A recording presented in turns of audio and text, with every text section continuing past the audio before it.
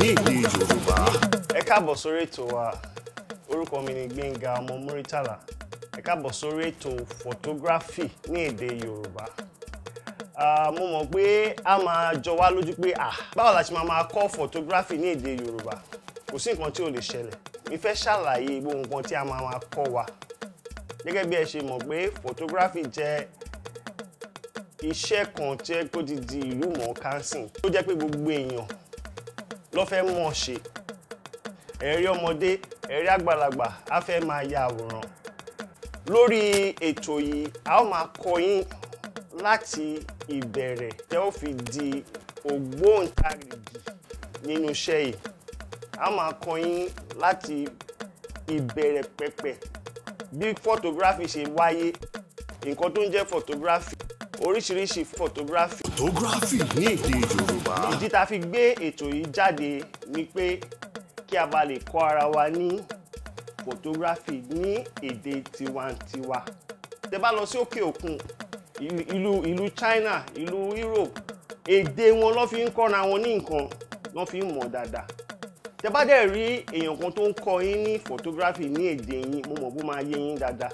Bẹ́ẹ̀ kẹ́ mọ̀ pé ó ní àwọn ọ̀rọ̀ méjì mẹ́ta tá ó máa sọ tó jẹ́ pé a ò ní yí padà. Bí a ṣe sọ́nsìn photography, a ní sọ fún yín pé yíya àwòrán, a máa sọ pé photography. Bí mo yẹ sọ pé photography ní èdè Yorùbá yìí ó máa yé yín. Nítorí pé tẹ́ bá lọ sínú irinṣẹ́ tẹ́ fẹ́ fi ṣiṣẹ́ tó jẹ́ kámẹ́rà yín, ọ̀rọ̀ náà wọ́n ní kọ síbẹ̀ ní Yorùbá fún yín. Nítorí ẹ̀ ni àṣẹ ní máa yí padà sí Yorùbá. A máa sọ bó ṣe wà nínú ayàwòrán yín. Photography ní èdè Yorùbá. Ní òní yìí, nǹkan táwọn máa sọ ń pa rẹ̀ ni pé kí ni ó ń jẹ́ photography gangan. Mo mọ̀ pé ẹ ti gbọ́ oríṣiríṣi gẹ́gẹ́ bí ẹ̀yin bàbá wa tó ẹgbẹ́ ti bẹ̀rẹ̀ iṣẹ́ yìí kó tó bí wa gan. Nígbà tẹ́ ń ṣe láyé ọjọ́ òun, ó ní bó ṣe kọ́ yín. Ṣùgbọ́n ní ìsẹ̀yìn gbogbo nǹkan ti yí padà, wọ́n ti digitalize ẹ̀. Kò dàbí nǹkan tẹ́ ń fi ọwọ́ ṣe, ó ti ní gbogbo nǹkan tẹ́ bá àwọn òyìnbó ti ṣe, wọ́n ti fi rọrùn fún wa. Láyé ọjọ́ òun, ẹ̀yin ń fi fíìmù ẹ fi ń ya àwòrán ni. Ṣùgbọ́n nígbà yìí, àwa káàdì là ń lò, memory card oríṣiríṣi, a dẹ̀ ń ya àwòrán náà. Iṣẹ́ wa yìí, iṣẹ́ ìgbà ni. A gbúdọ̀ máa tẹ̀lé ìgbà àti àkókò bó ṣe ń lọ. So láì fọ̀rọ̀gùn, photography ó jẹ́ ọ̀rọ̀ méjì tá a so papọ̀, photo àti graphy. Àwọn ará Greek ló kọ́kọ́ túmọ̀ photography fún wa. Ní èdè Greek, photo ó túmọ̀ sí ìmọ́lẹ̀. Àwọn òyìnbó á pè ní light. Graphy ó túmọ̀ sí yíya àwòrán.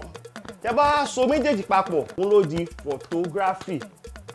Ló túmọ̀ sí yíya àwòrán pẹ̀lú ìmọ́lẹ̀. Photography ní èdè Yorùbá. Mo ṣe fẹ́ kó yé yín lónìí pé tí kò bá sí ìmọ́lẹ̀ kò sí àwòrán.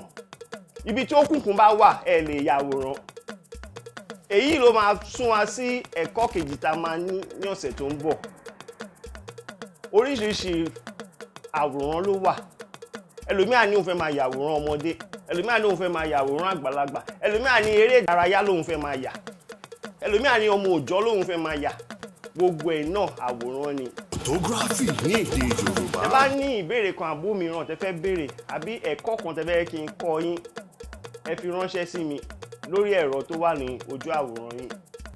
Ṣùgbọ́n kẹ́ tó lọ, ẹ rántí kẹ́ subscribe sí channel wa láti máa rí gbogbo ẹ̀kọ́ tá a máa kọ́ yín ní ìgbàkúùgbà. Tó bá di ọjọ́ mẹ́jọ a máa pàdé. Orúkọ mi ò yí padà, Gbénga Muritala. Ó dàbọ̀. Photography ní èdè Yorùbá.